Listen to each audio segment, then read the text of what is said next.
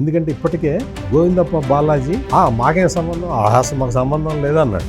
ఆ వికాట్ వాళ్ళ మనిషి అతను అన్నాడు. మరి భారతీ సిమెంట్స్, భారతీ పాలిమర్స్, భారతీ ఇదిలో అన్నింటిలో డైరెక్టర్గా ఉన్నాడు. అన్ని చార్టెడ్ అకౌంటెంట్. విజయసాయి రెడ్డిని ఎల్లగొట్టింది గోవిందప్ప బాలాజీని. ఈ గోవిందప్ప బాలాజీ ఇంకా చాలా ఎఫెక్టివ్ గా పనిచేస్తున్నాడు అని చెప్పి ఈ ముసలాడు అయిపోయాడు విజయసాయి రెడ్డి, ఇంకా అయిపోయిందని చెప్పి బయటికి వెళ్ళగొట్టారు. విజయసాయి రెడ్డి ప్లేస్ ను ఆక్యుపై చేశాడు ఈ గోవిందప్ప బాలాజీ. అందుకని ఇప్పుడు ఆ గోవిందప్ప బాలాజీ వికాట్ కంపెనీ వాడండి, మాకేం సంబంధం అంటారు.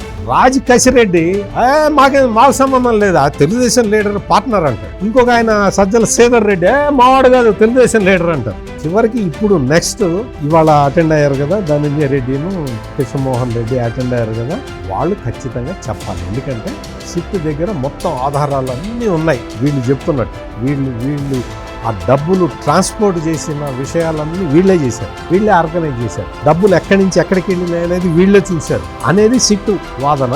ఆ ఆధారాలన్నీ వాళ్ళ ముందర పెట్టి అడిగితే వాళ్ళు నేరం ఒప్పుకోక తప్పదు.